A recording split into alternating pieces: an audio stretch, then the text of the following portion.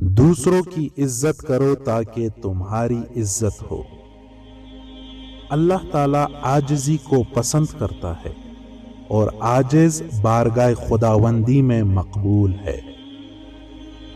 جہالت سے پاؤں پھسلتا ہے اور ظلم سے نعمتیں دور ہو جاتی ہے۔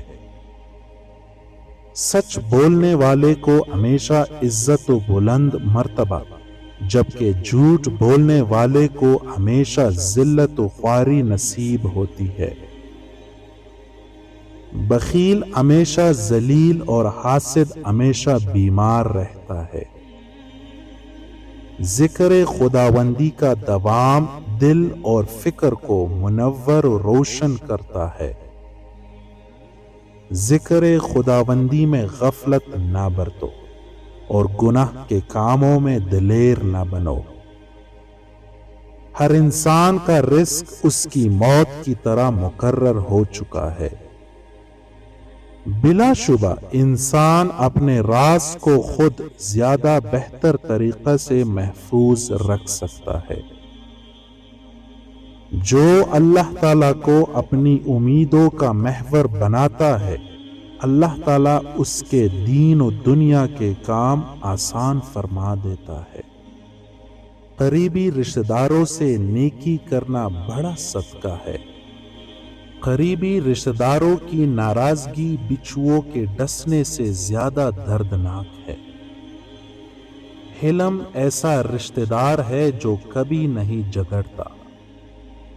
مومن زبان کا سچا اور لوگوں کے ساتھ احسان کرتا ہے۔ جس شے کا وجود نہیں، اسے ہم اعتماد سے پیدا نہیں کر سکتے۔ اعتماد سے بڑھ کر کوئی دوا نہیں، علاج تو محض ایک بہانہ ہے۔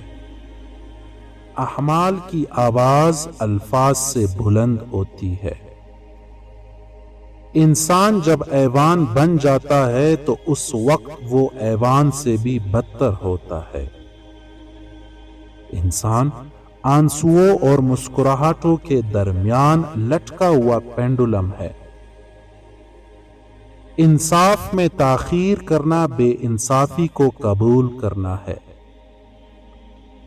جس طرح ایک چھوٹے سے دیے کی روشنی بہت دور تک پھیلتی ہے، اسی طرح اس بری دنیا میں بلائی دور تک چمکتی ہے۔